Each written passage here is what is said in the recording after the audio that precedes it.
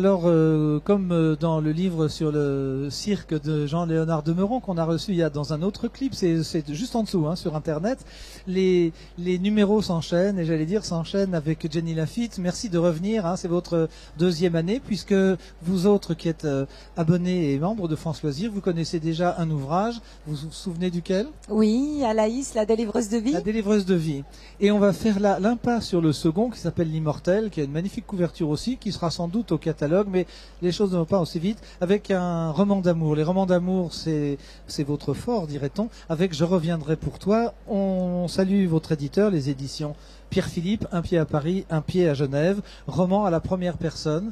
Alors, donnez-nous envie, parce qu'après, il faut qu'on parle de ce qui se passe à l'écran pour vous sous peu. Ce roman, on rompt le style. Ce n'est pas la suite des deux premiers. Alaïs, c'est 2 livres. Ça, c'est le premier d'une série de nouveau? Non, pas du tout. Ça restera un livre unique. C'est une histoire d'amour, une grande histoire d'amour passionnelle, charnelle, spirituelle. Il y a toujours cette touche de surnaturel auquel j'adhère profondément. Hein. Alors, on va faire le pitch comme on le fait à Paris, dans les plateaux où vous avez 30 secondes, et ici on en a 6 ou 7 de minutes. C'est le rêve récurrent? Oui, voilà, c'est l'histoire d'une chirurgienne qui vit à Genève, Lucille, qui a une vie extraordinaire, très riche, bien remplie. Bon, elle n'a pas de compagnon, de fiancé, de mari. Ça, elle le répète au moins 10 fois sur 30 pages. Non, mais c'est vrai. Du vécu. Non, elle est seule, mais elle fait chaque nuit un rêve extraordinaire d'un homme magnifique qui l'appelle jusqu'à l'empêcher de travailler, l'empêcher de se lever le matin parce qu'elle est très fatiguée. Oui, alors qu'on ne se me prenne pas, ce n'est pas le rêve libérateur au sens de Freud, c'est un rêve qui la freine.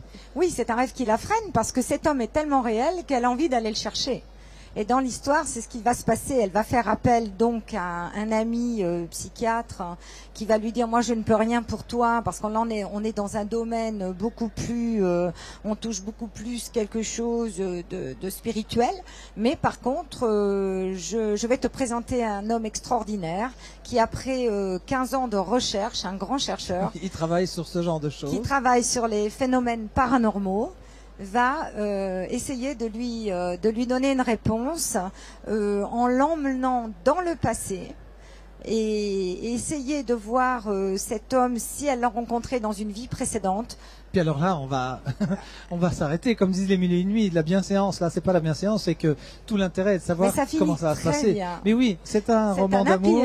Pour nous, c'est ce qu'on appelle un bon compagnon ou à lire pour notre public qui ne craint pas de lire les livres populaires. Vous savez, Jenny, que c'est le grand débat.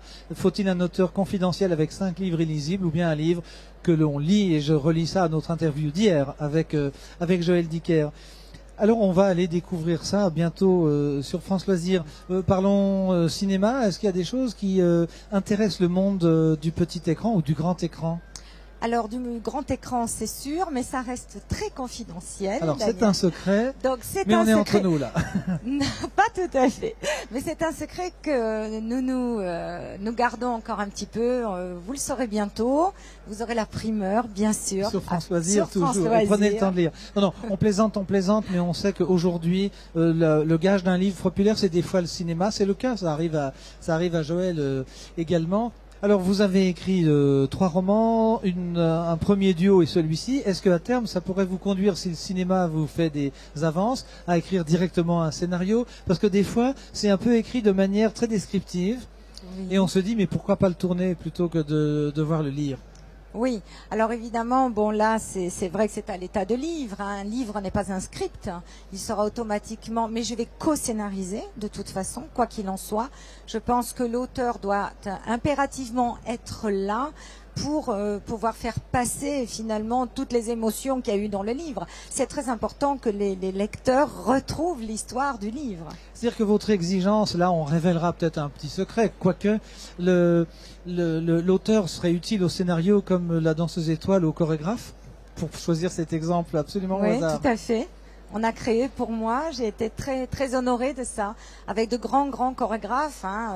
J'ai dansé du Jiri Kilian, du Maurice Béjart, Roméo Juliette, Gisèle, le Lac des Cygnes, tous ces ballets qui m'ont façonné, qui m'ont fait grandir. Un petit secret de Polichinelle, c'est vous, c'est tiré de votre pressbook, la photo de couverture? Oui, tout à fait. La photo, c'est la dernière scène de Roméo et Juliette, quand Juliette va rejoindre son Roméo dans les cieux. Oui, ça se termine mal pour la vie, ça se termine bien pour le symbole. Tout à fait. Mais bon, cette photo est très symbolique parce que malgré tout, je fais voyager mon héroïne Lucille dans le passé.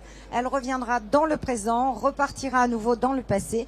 Je crois aux vies antérieures, je crois à tout ça. Donc j'amène mes lecteurs à la fois dans un monde très rationnel, ça pourrait arriver à n'importe qui, comme dans un monde surnaturel auquel je crois profondément. Je crois profondément à une vie après la vie.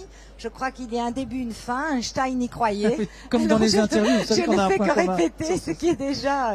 Non, mais vous savez, rien ne se perd, rien ne se crée, tout se transforme, disait Lavoisier, qui a été par ailleurs décapité pendant la Révolution française. Ce soir, il faut peut-être revenir avec votre éditeur. Nous recevons Magali Jenny. Je fais un clin d'œil et un petit lancement. Et puis, on va parler de cartomancie, on va parler de guérisseurs, on va parler de chamanisme. Et vous qui croyez à ces choses-là, venez vous y frotter. Vous êtes la bienvenue.